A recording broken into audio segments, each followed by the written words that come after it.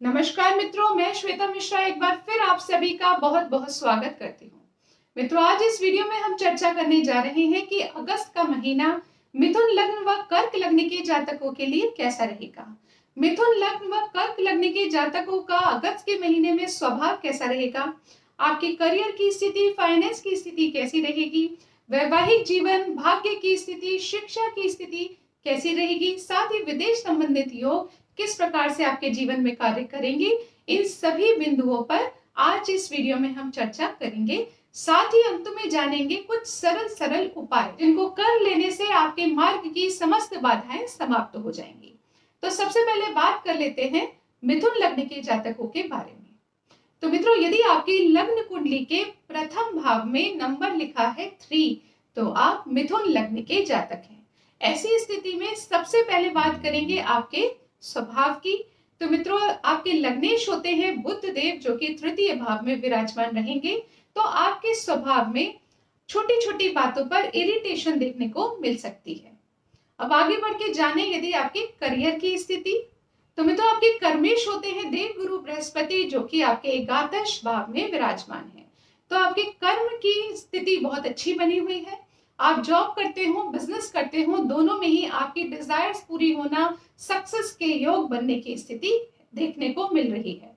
यानी आपकी इच्छाएं पूर्ण होंगी, आपके बिजनेस, आपके जॉब में आय में वृद्धि के योग निश्चित तौर पर बनेंगे। तो कर्म की स्थिति यानी प्रोफेशन की स्थिति बहुत मजबूत बनी हुई है। अब अगर आगे बढ़ के जाने आपकी धन की स्थिति। तो मित्रों, यदि धन से संबंधित आपकी कुछ चीजें अटक रही हैं, किसी न किसी तरह से कहीं ना कहीं मामला उलझ रहा है, तो 16 अगस्त के बाद से वो समस्त स्थितियां सामान्य हो जाएंगी और आपके कार्य बनने लग जाएंगे। तो जरा भी अधीरता नहीं दिखाएगा, इम्पेशेंट नहीं होइएगा, क्योंकि आपके सभी कार्य बन अवश्य जाएंगे, परंतु 16 अगस्त के बाद। अब आगे बढ़ के जान लेते हैं कि भाग्य आपका कैसा रहेगा अगस्त के महीने में। तो मित्रों, आपके भाग्य स्वयं शनिदेव आपके भाग्य में विराजमान है। तो निश्चित तौर पर आपको अपने सभी कार्यों में भाग्य का पूर्ण रूप से साथ देखने को मिलेगा। इसलिए जरा भी परेशान होने की आवश्यकता नहीं है, क्योंकि भाग्य का सपोर्ट जब मिलता है तो आपके वो सभी कार्य भी बन जाते हैं जो मेहनत कर करके भी नहीं बन पा रहे थे। तो मित्रों, भाग्य का साथ बहुत इंपॉर्टेंट होता है और मिथुन लग्न के जातकों को वो पूर्ण रूप से प्राप्त है। तो आपके कार्य आपकी इच्छा अनुसार बनते रहेंगे। अब आगे बढ़ के जान लेते हैं कि अगस्त का महीना स्वास्थ्य के दृष्टिकोण से कैसा रहेगा। तो मित्रों, मिथुन लग्न के जातकों का स्वास्थ्य उत्तम बना रहेगा। बस अधिक लापरवाही नहीं कीजिएगा, आलस मत कीजिएगा। अगर आपने इन दोनों चीजों का ध्यान रखा तो निश्चित तौर पर यह समय आपके लिए अच्छा बना रहेगा। अब आगे बढ़ के जान लेते हैं कि वैवाहिक जीवन के लिए ये समय कैसा रहेगा। तो मित्रों, आपको सिर्फ 2 चीज का ध्यान रखना है। पहली चीज कि अपने जीवन साथी से ओवर एक्सपेक्टेशन मत कीजिए, और दूसरी चीज छोटी छोटी बात में इरिटेट मत होइए। यदि आपने इन दोनों चीजों का ध्यान रखा तो निश्चित तौर पर आपका वैवाहिक जीवन भी सुखपूर्ण बना रहेगा। अब आगे बढ़ के जानते हैं कि स्टूडेंट्स के लिए अगस्त का महीना कैसा रहेगा। तो मित्रों, आपके लिए बहुत अच्छी स्थिति बनी हुई है। देवगुरु बृहस्पति, जो कि शिक्षा के कारक हैं, उनकी दृष्टि आपके पंचम भाव पर पड़ रही है। यानी आपको बहुत अच्छी अपॉर्चुनिटीज मिलेंगी इस समय पढ़ने के लिए, क्लास में आगे बढ़ने के लिए। यदि कंपटीशन की तैयारी कर रहे हैं तो वहां पर भी अच्छे योग बनेंगे। तो निश्चित तौर पर यह समय स्टूडेंट्स के लिए खास रहेगा। यदि बात करें कि प्रेम संबंधों के लिए यह समय कैसा रहेगा, तो वहां पर भी अच्छी स्थिति बनती हुई नजर आ रही है। आप अपने डिसीजंस ले सकते हैं। अब जान लेते हैं विदेश संबंधित स्थिति कैसी बनी हुई है। तो मित्रों, ये स्थिति भी बहुत अच्छी बनी हुई है। विदेश से संबंधित आप अपने डिसीजन ले सकते हैं। आपके कार्यों में थोड़ा डिले देखने को मिल सकता है, उससे परेशान नहीं होइएगा, निश्चित तौर पर आपके कार्य बन जाएंगे। तो इस प्रकार से मिथुन लग्न के जातकों के लिए क्या रहेगा अगस्त के महीने में, इन सभी बिंदुओं पर हमने चर्चा की। अब जान लेते हैं आपके लिए कौन से उपाय आवश्यक रहेंगे। तो मित्रों, पहला उपाय वो है हनुमान चालीसा का पाठ निश्चित तौर पर आपको करना चाहिए। यदि आप ऐसा करते हैं तो आपके जीवन में अचानक लॉस की स्थिति नहीं बनेगी। इसके साथ यदि आप प्रॉपर्टी से संबंधित कोई डिसीजन लेना चाह रहे हैं, वहां पर भी लॉस की स्थिति ना बने, इसके लिए बहुत आवश्यक है कि आप हनुमान चालीसा का पाठ करें। आपके कर्म क्षेत्र में उतार चढ़ाव ना आए, इसके लिए भी आवश्यक है कि आप हनुमान चालीसा का पाठ करें। नंबर 2 पर आपको ध्यान रखना है ओम सूर्याय नमः इस मंत्र का जाप कीजिए। इससे आपकी धन की स्थिति मजबूत होगी। धन के मार्ग में जो भी रुकावटें आ रही हैं वो नहीं आएंगी। तो यदि आपने इन दोनों मंत्रों का जाप किया, इसके साथ तीसरा एक मंत्र मित्रों आप और कर सकते हैं, वो है गणेश चालीसा का पाठ कीजिए या फिर ओम बुम बुद्धाय नमः इस मंत्र का जाप कीजिए। क्योंकि बुद्ध देव तृतीय भाव में विराजमान रहेंगे तो आपके व्यक्तित्व में इरिटेशन या हड़बड़ी या आलस का जो चीज देखने को मिल सकती है उसका भी अंत कर देंगे।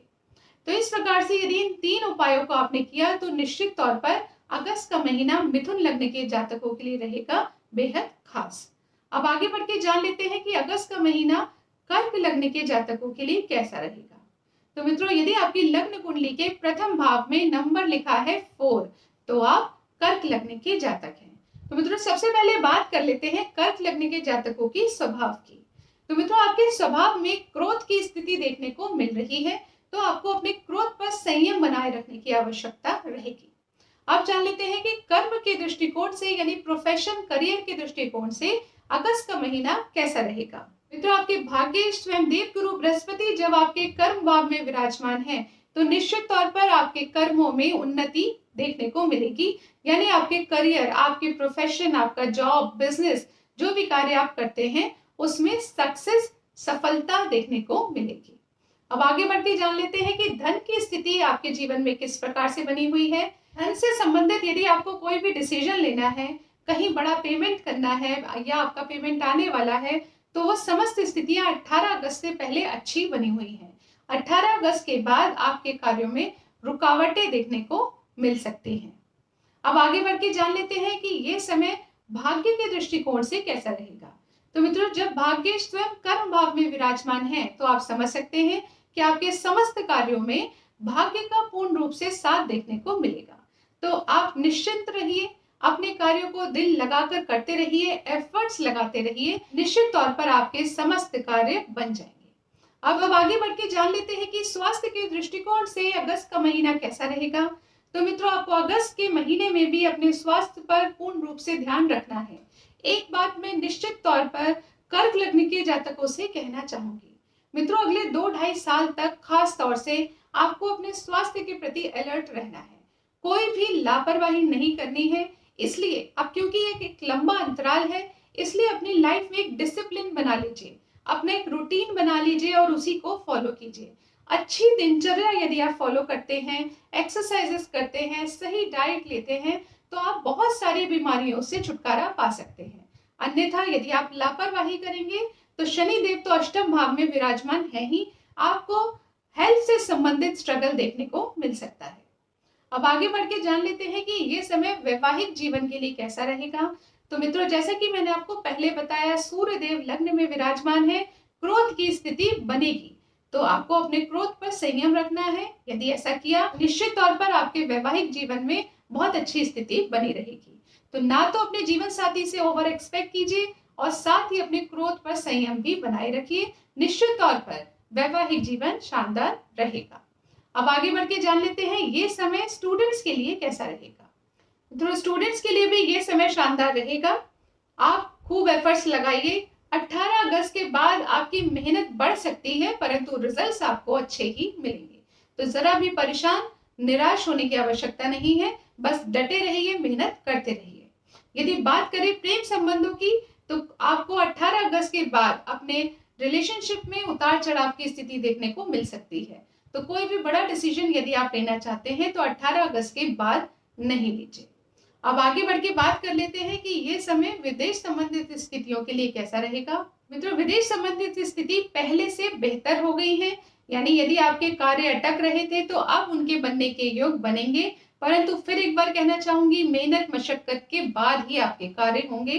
कार्यों में डिले, कार्यों में बाधाएं देखने को मिल सकती हैं, परंतु पिछले महीने से बेहतर योग इस महीने बने रहेंगे। तो आप जान लेते हैं कि आपको कौन से उपाय करने चाहिए। तो मित्रों, आपके लिए पहला उपाय रहेगा ओम शम शनिश्चराय नमः। इस मंत्र का जाप आपको निश्चित तौर पर नित्य प्रतिदिन करना ही करना है। दूसरे नंबर पर आपको करना है ओम सूर्याय नमः। इस मंत्र का जाप कीजिए। गायत्री मंत्र का जाप भी आप कर सकते हैं। यदि ऐसा आपने किया तो निश्चित तौर पर आप अपने मार्ग की बाधाएं स्वयं समाप्त कर लेंगे। इसके साथ यदि आप ओम नमः शिवाय का पाठ करें तो वो भी आपको अच्छे फल प्रदान करेगा। आशा करती हूँ ये जानकारी आपको पसंद आई होगी। यदि पसंद आए तो इस वीडियो को लाइक कीजिए, शेयर कीजिए, पेज को फॉलो कीजिए। अगले वीडियो में आपसे फिर मुलाकात होगी। तब तक के लिए नमस्कार।